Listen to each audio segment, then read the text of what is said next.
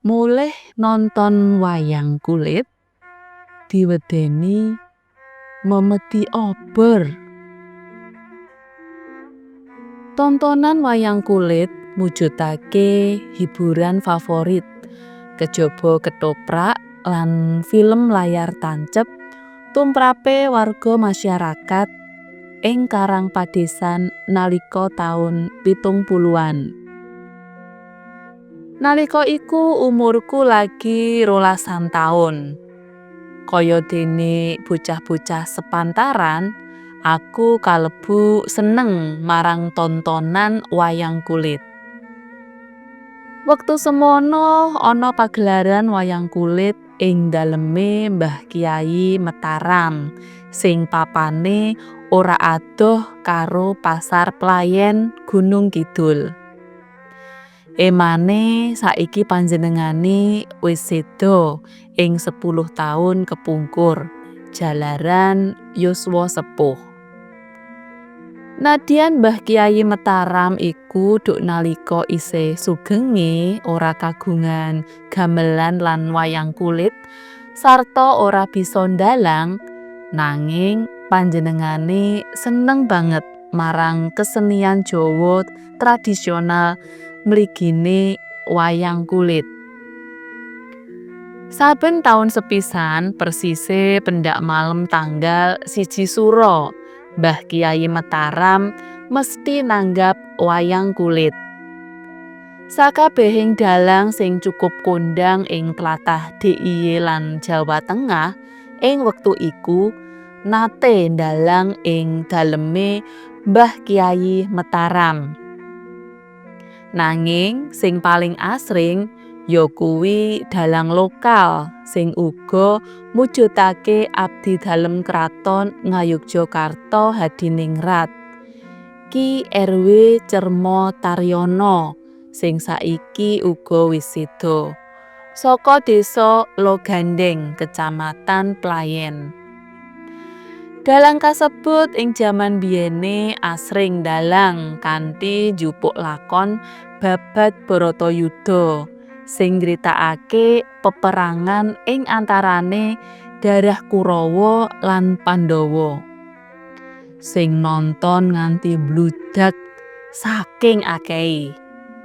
Ora mung winates saka laladan Kecamatan Playen wae, nanging uga saka daerah-daerah liya. Nadyan pekarangane Mbah Kyai Mataram iku jembar luwih kurang ana 1.500 meter persegi, nanging kaya-kaya ora sedeng kanggo nampung akehe penonton sing padha teka. Karone adohe saka ngomahku mung watara 1,5 kilometer, mula saben ana tanggapan wayang kulit suran ing daleme Mbah Kyai Mataram, aku kena dipesthekake nonton. Biasane bareng karo kanca-kanca sak kiwa tengen omahku.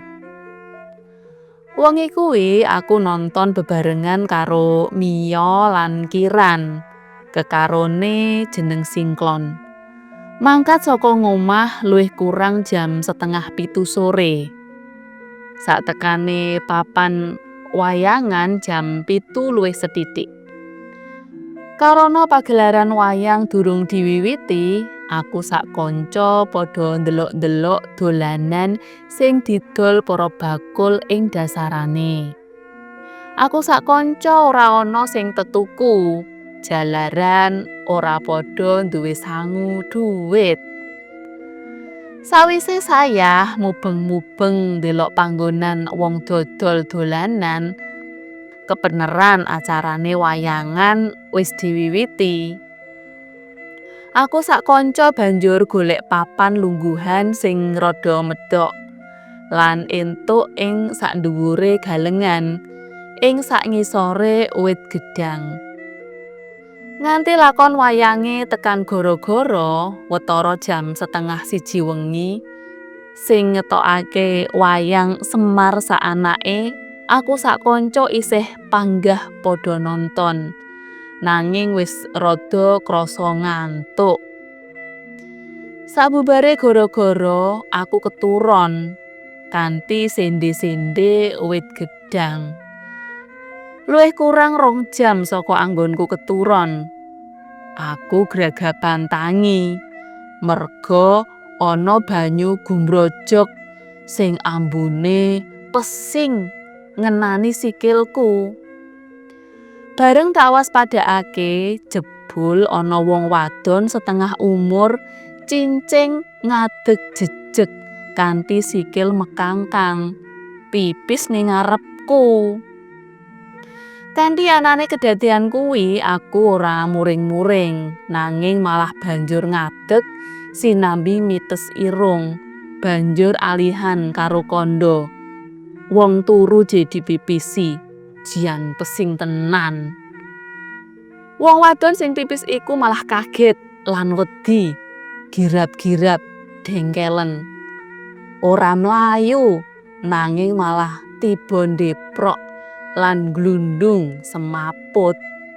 Saengga jarike sing dienggo dadi teles klebes jalaran anggone pipis mau sejatine durung rampung. Wong wadon iku banjur padha dirubung lan ditulungi penonton liyane.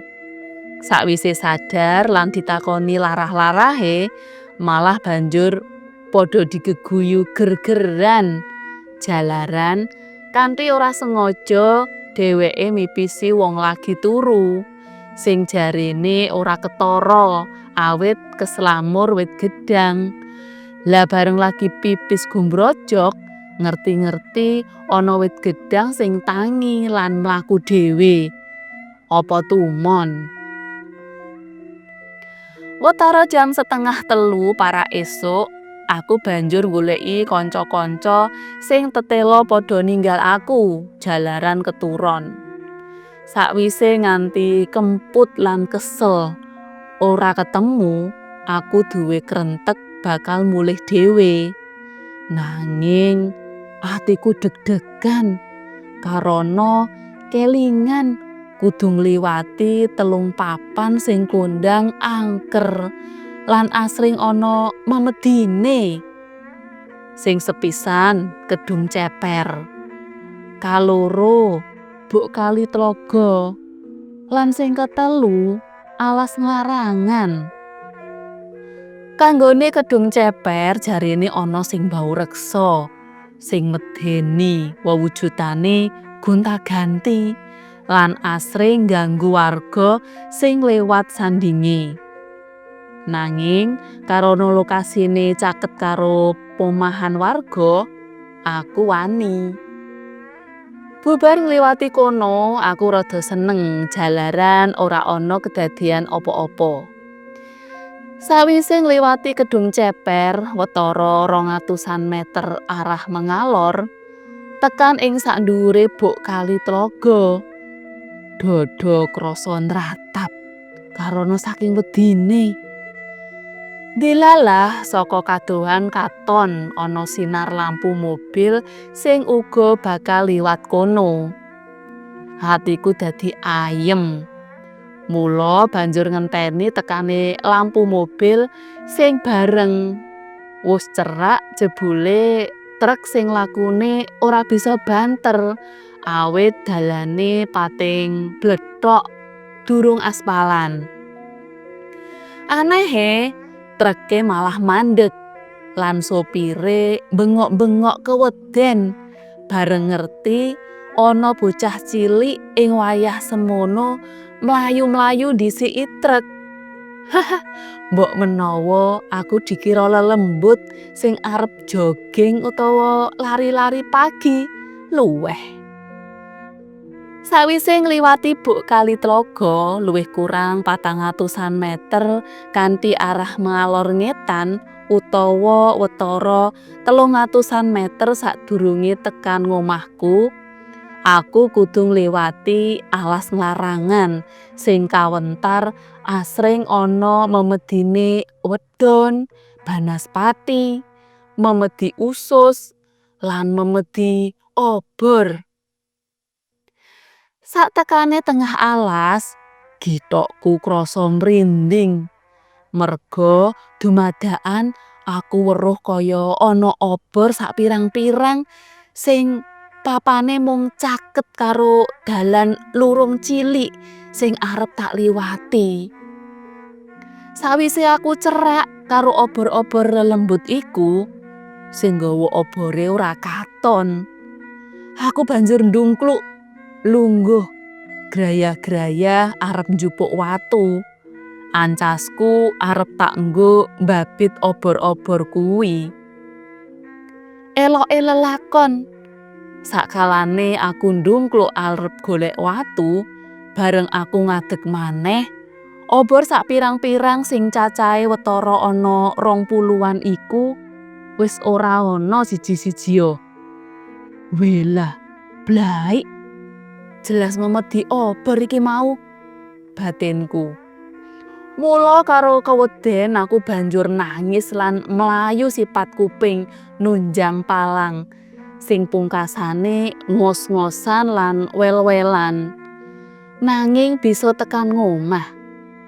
Tak dodoki seru banget lawang omahku karo bengok-bengok merga wedi lan ngundangi wong tuaku. "Pak, Pak, Pak, ana obor, Pak. Ana memedi, Pak." Pambengokku seru banget. Bapakku lan mamaku banjur tangi mbukake lawang.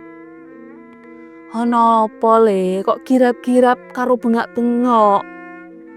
pitakone bapakku.